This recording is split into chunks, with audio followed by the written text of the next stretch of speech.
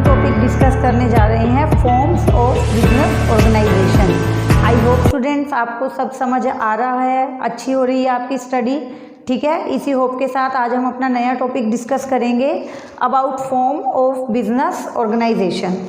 तो फॉर्म क्या होती है, देखो स्टूडेंट्स, सबसे पहले हमें इस चीज़ को समझना है कि जो बिज़नेस है उसमें कई बिज़नेस ऐसे होते हैं जो छोटी इन्वेस्टमेंट के साथ भी बहुत इजीली स्टार्ट हो जाते हैं, जबकि कई बिज़नेस होते हैं जहां आपको ज़्यादा पैसा इन्वेस्ट करना पड़ता है। कहीं आपने सुना होगा कि एक अकेला बिजनेसमैन होता है, जैसे अपनी शॉप्स पे देखा होगा, एक पर्सन अपनी शॉप स्टार्ट करता है या कोई भी बिज़नेस स्टार्ट करता है, जबकि कहीं आपने देखा होगा कि दो या दो से ज़्यादा लोग मिलके बिज़नेस करते हैं। ठीक है, किसी बिज़नेस में रिस्क ज़्यादा होता है, किसी में कम होता है। तो इन बेसिस के ऊपर कुछ फॉर्म्स बनाई गई हैं बिज़नेस ऑर्गेनाइजेशन की, इन्वेस्टमेंट के बेस पे कि ओनर जो है, ओनरशिप किसके पास होगी, कितने % होगी, उसकी लाइबिलिटी कितनी होगी, इन बेसिस पे कुछ फॉर्म्स बनाई गई हैं। उन फॉर्म्स को हमें डिस्कस करना है। जैसे एक सोल प्रोप्राइटरशिप है, कोऑपरेटिव सोसाइटीज़ होती हैं, पार्टनरशिप होती है, जॉइंट हिंदू फैमिली बिजनेस होता है, या जॉइंट स्टॉक कंपनी होती है। कई तरह की फॉर्म्स हैं, इससे भी ज़्यादा कुछ होंगी, थोड़ी बहुत कुछ प्राइवेट सेक्टर में आती होंगी, कुछ पब्लिक सेक्टर में आती होंगी। तो ये सारी फॉर्म्स ऑफ बिजनेस जो है वो हम 1 बाय 1 डिस्कस करेंगे। इवन मैं एक टॉपिक पे 2 वीडियोस भी बना सकती हूँ, या हो सकता है कि किसी एक टॉपिक पे हमारी 2 से भी ज़्यादा वीडियो आएँ, बट जो मेरा बेसिक पर्पस रहेगा वो होगा कि आपको ये अच्छे से समझ आना चाहिए। ठीक है, अब ऐसा नहीं है कि हम घर रह के पढ़ रहे हैं तो काफ़ी छोड़ देंगे और थोड़ा थोड़ा पढ़ेंगे, ऐसा नहीं है। जैसे हम क्लासरूम में पढ़ते हैं, हमें वैसे ही अपनी बेस्ट जो है स्टडी करनी है घर रहते हुए भी। ठीक है, इस टाइम का हमें बहुत अच्छे से यूज़ करना है। तो आज देखेंगे स्टूडेंट, मैं फर्स्ट फॉर्म आपको डिस्कस कर रही हूँ, सोल प्रोप्राइटरशिप। आज हम कौन सी फॉर्म पढ़ेंगे? Sole proprietorship. तो सोल देखो, नाम से ही क्लियर हो रहा है आपको, सोल, सोल मीन्स होता है single, sole means single, and proprietor means owner. Owner को प्रोप्राइटर भी बोल देते हैं ना। It means sole proprietorship means where there is single owner in the business organization. Simple. एक बिजनेस ऑर्गेनाइजेशन ऐसी है जहाँ पर एक अकेला ओनर है, मीन्स उसने ही सारा पैसा लगाया है, उसने ही सारे रिसोर्सेज अरेंज किए हैं और वही सारा काम संभाल रहा है। मतलब डे रूटीन की जितनी भी एक्टिविटीज़ हैं वो बंदा अकेला ही कर रहा है। तो उसको बोला जाता है sole proprietorship, where there is single owner in an business organisation. ठीक है स्टूडेंट, तो क्लियर है आपको कि सोल प्रोप्राइटरशिप कहाँ क्या होती है?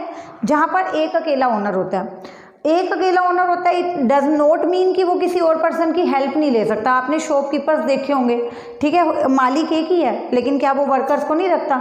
ठीक है, रेडीमेड गारमेंट्स की शॉप देखी हो आपने, या शूज़ की शॉप देखी हो, कई तरह की शॉप्स होती हैं मार्केट में। तो हेल्प के लिए हम हेल्पर्स को तो रख सकते हैं ना, पर्सनस को तो अपॉइंट कर सकते हैं। ऐसा नहीं है कि आप सोल प्रोप्राइटर हो, सिंगल ओनर है तो वो किसी और की हेल्प ही नहीं लेगा। और इस बिजनेस में जो सारा पैसा लगाया जाएगा वो ओनर लगाएगा। इट डज नॉट मीन कि वो किसी और से लोन नहीं ले सकता। मान लो अब आपके सफिशिएंट फंड नहीं है, या किसी एक टाइम पे ऐसा हो गया कि आपको लॉस बहुत ज़्यादा हो गई, आपको और सामान डालना है बिजनेस में, ठीक है, आपको मटेरियल डालना है, तो वो आप लोन लेके भी ला सकते हो। तो यहाँ पे आपको देखो ये टर्म बिल्कुल क्लियर होनी चाहिए, बहुत इजी टॉपिक है कि sole proprietorship means single owner, there will be always a single person who will invest the money in the business. एक अकेला बंदा बिजनेस में सारे पैसे लगाएगा। पर मैंने यहाँ आपको डिफरेंस क्लियर कर दिया कि एक पर्सन का मतलब ये नहीं है कि बिजनेस में होना ही एक बंदा चाहिए, दूसरा बंदा दिखना ही नहीं चाहिए। दूसरे पर्सन को हम अपॉइंट कर सकते हैं सैलरी बेसिस पे, उनकी हेल्प ले सकते हैं अगर मुझे लग रहा है कि मेरा काम बढ़ रहा है। प्लस बिजनेस में ठीक है सारा पैसा मैं ही लगाऊंगी, मैं ही ओनर हूँ, जो पैसा मैं लगाऊंगी वो कैपिटल है।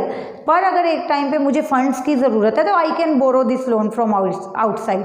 ठीक है, तो यहाँ आपको क्लियर है, मीनिंग देखो अब आपको बहुत अच्छे से क्लियर हो जाएगा अगर आपको यहाँ तक समझ आया कि it refers to that form of business organisation which is own by single individual. शुरू से मैं अभी इस वीडियो की स्टार्टिंग से बार बार यही बात कर रही हूँ कि जहाँ पर सिंगल इंडिविजुअल होगा, जहाँ पर एक अकेला व्यक्ति बिजनेस को शुरू करेगा, who is solely responsible for management, और वही बंदा अकेला मैनेजमेंट के लिए भी रिस्पॉन्सिबल है।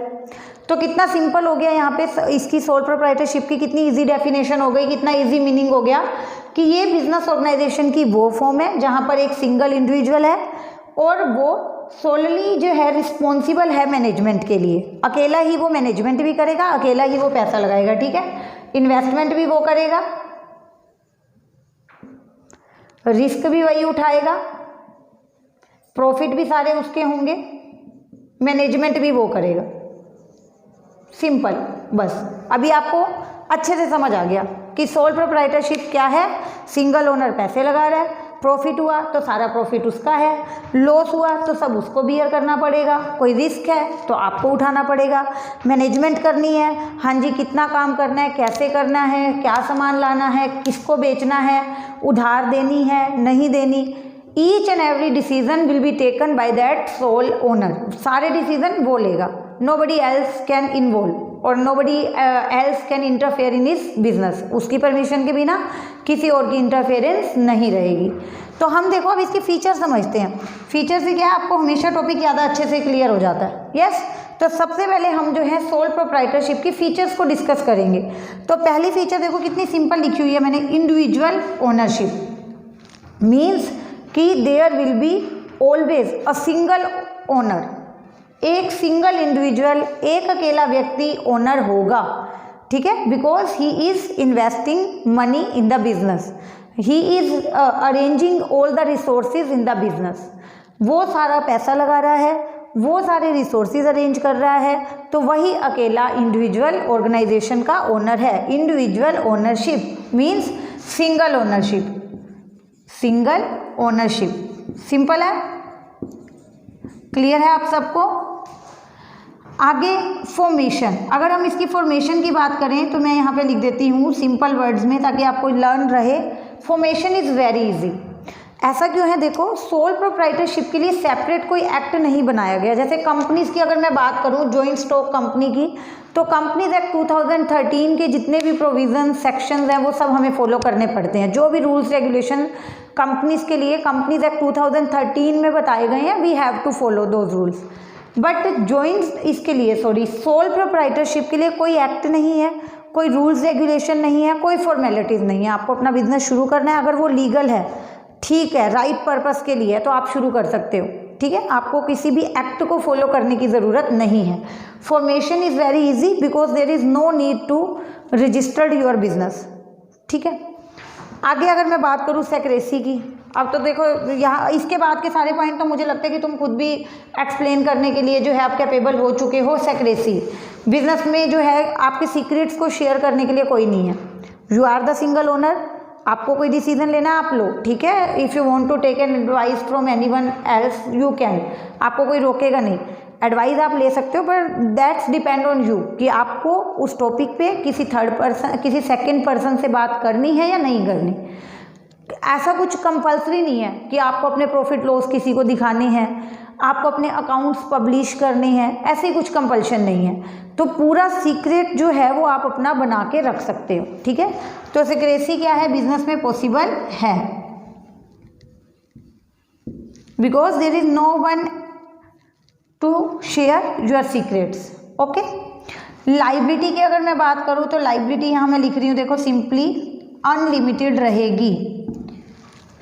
अगर आपको बिजनेस में किसी टाइम पे अनफॉर्चुनेटली ऐसा होता है कि हैवी लॉसेस हो जाते हैं, तो आपकी जो पर्सनल प्रॉपर्टी है, आपका घर है, अदर कोई प्रॉपर्टी है, आपकी कार है, कोई ज्वेलरी है, वो सब कुछ बिक सकता है, ठीक है। लाइबिलिटी क्या रहती है, अनलिमिटेड रहती है। मतलब ऐसा नहीं है कि आपने 10 लाख रुपए लगा के बिजनेस शुरू किया है, ठीक है, अब आपको जब लॉस होगा तो वो 10 लाख रुपए का ही होगा, ऐसा कुछ नहीं है। लॉस बड़ा हो गया, अब वो लॉस कवर करने के लिए आपका घर तक बेचना पड़े तो बेचोगे, क्योंकि आप अकेले रिस्पॉन्सिबल हो उस लॉस के लिए, ठीक है। कंट्रोल की बात करें तो कंट्रोल क्या रहेगा, क्या बटेगा control, no, control within the hands of single owner. वो कंट्रोल भी सारा एक ही पर्सन के पास है। सोल प्रोप्राइटरशिप है, सिंगल ओनर है, तो सारा कंट्रोल उसके पास है। अगर वो किसी पर्सन को अपॉइंट करता है, उसको थोड़ी बहुत कोई पावर देना चाहता है, कोई अथॉरिटी देना चाहता है, तो आप दे सकते हो, पर फाइनली जो लाइबिलिटी है वो अनलिमिटेड तो आपकी ही रहेगी, आपकी ही जवाबदारी रहेगी। किसी भी लॉस की सिचुएशन में आपको पकड़ा जाएगा कि हाँ जी हमारे पैसे हमें दो। आपने कोई पर्सन अपॉइंट किया हुआ था अपने काम को ईजी बनाने के लिए, उससे कोई गलती हो गई, लॉस हो गया, स्टिल यू आर रिस्पॉन्सिबल। ठीक है, अगर हम इसमें बात करें कॉन्टिन्यूटी की तो क्या है, क्या लगता है आपको कि लंबे टाइम तक बिजनेस चलने के चांसेस हैं या नहीं है? तो नो, इसका जो स्पैन है वो लिमिटेड रहता है, इसकी जो लाइफ है वो लिमिटेड रहती है, because there is single owner. In case उसे कुछ भी होता है, in case of his death, okay, या एनी टाइप ऑफ इलनेस, वो बहुत सीरियस प्रॉब्लम से जूझ रहा है, वो बीमार हो गया है, तो कुछ भी ऐसी प्रॉब्लम होती है तो बिजनेस के बंद होने की नौबत भी आ जाती है। ठीक है, उसकी डेथ के केस में, उसकी बीमारी के केस में, या वो इंसॉल्वेंट हो गया, ठीक है, अभी बैंकरप्ट हो गया, उसके पास कुछ बचा ही नहीं है, तो इन सब केसेस में जो है उस बिजनेस का चलना मुश्किल है। इसीलिए मैंने यहाँ क्या लिखा कि लाइफ इज़ लिमिटेड, छोटा स्पैन होता है इसका, कोई और नहीं है आपके बिजनेस को संभालने के लिए। रिस्क जो है वो ज़्यादा है, क्योंकि देखो रिस्क ज़्यादा इसीलिए है क्योंकि आप अकेले सब कुछ कर रहे हो, तो रिस्क होता है कि कोई भी प्रॉब्लम आई, अगर कोई भी लॉस हो गया बड़ा, तो वो सारा आपके सिर पे आएगा, आपको ही फेस करना पड़ेगा। ठीक है, तो the risk will be of owner, सारा रिस्क ओनर को ही बियर करना है। There is nobody to share your risk, कोई और पर्सन नहीं आएगा आपके साथ आपके रिस्क को शेयर करने। एंड लास्ट अगर मैं बात करूँ सुइटेबिलिटी, आपको क्या लगता है कि सोल प्रोप्राइटरशिप कहाँ सुइटेबल है? किस टाइप के बिजनेस में ऐसा होता है कि अगर अकेला बंदा अपना बिजनेस करे, एक अकेला पर्सन चले बिजनेस स्टार्ट करे तो वो अच्छा चलेगा और ठीक है, उसको सफिशिएंट प्रॉफिट भी होंगे। सोल प्रोप्राइटरशिप कहाँ पॉसिबल है? We can say like beauty parlours होते हैं,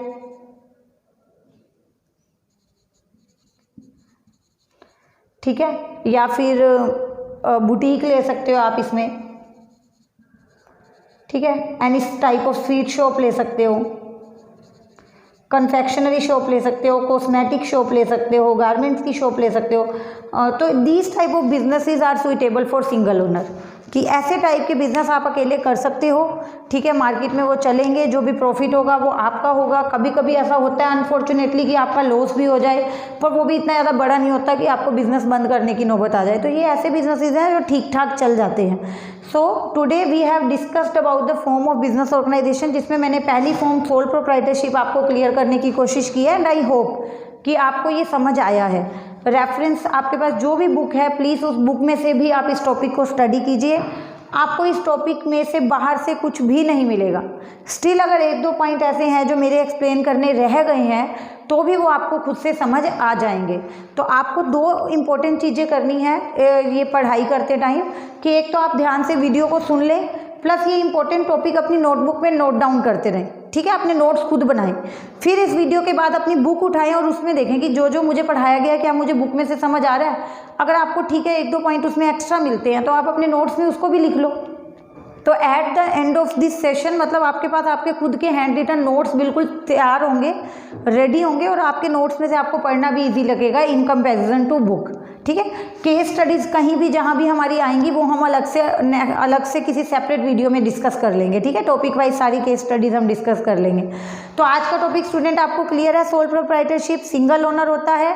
दीज आर द फीचर, इन्हीं फीचर को आपको अच्छे से रिवाइज करना है। इन्हीं फीचर्स में से मैं एडवांटेजेस को कल अलग कर दूंगी और डिसएडवांटेजेस को अलग कर दूंगी। मींस मेरिट और लिमिटेशन का जो टॉपिक अपना रहता है वो मैं कल फीचर्स में से ही डिवाइड करूंगी। इसी में से कुछ पॉइंट होंगे जो हमारी मेरिट्स बनेंगे, इन्हीं में से कुछ पॉइंट होंगे जो हमारी लिमिटेशंस बनेंगे, and the topic will be over. Okay, तब तक के लिए आप प्लीज़ इसे रिवाइज कीजिए, इसका स्क्रीनशॉट ज़रूर लीजिए। Thank you.